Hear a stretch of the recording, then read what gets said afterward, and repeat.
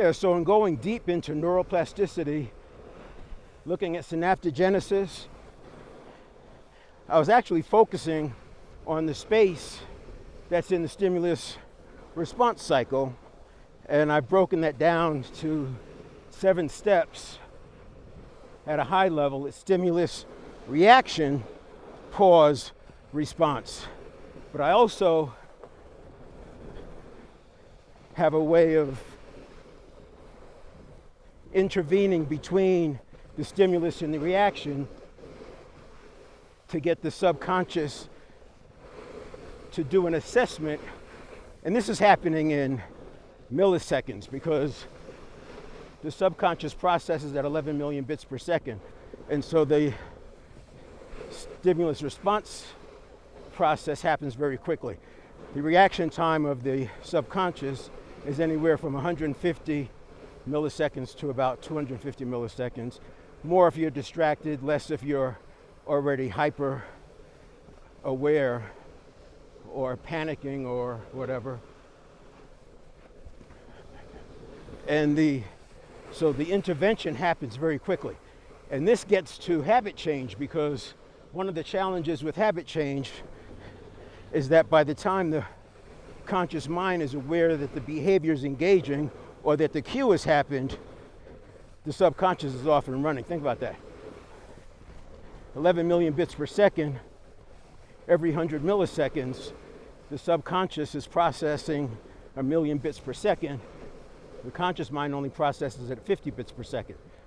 And the conscious mind has a reaction time of about a half a second. So by the time the conscious mind comes online is aware of the stimulus that happened, the subconscious has already figured things out, made a decision, locked in, and it's loaded and off and running.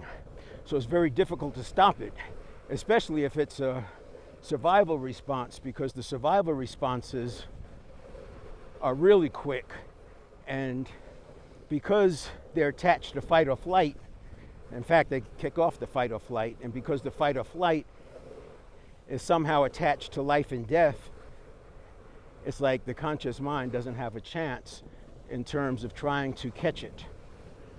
So that's why we have to do the intervention between the stimulus and the reaction, and then I do another intervention between the reaction and the response.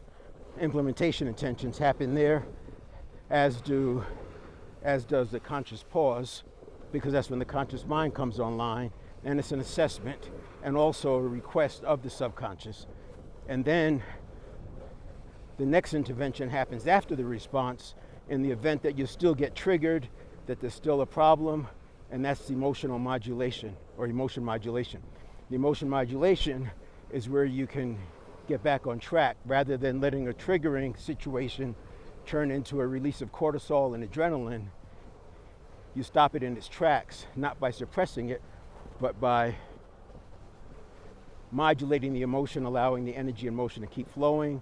You let it pass through, you learn from it, and that's the sequence. It's out of scope for here. But in the process, I learned something interesting about neural pathways that I'm in the process of testing now. More to come.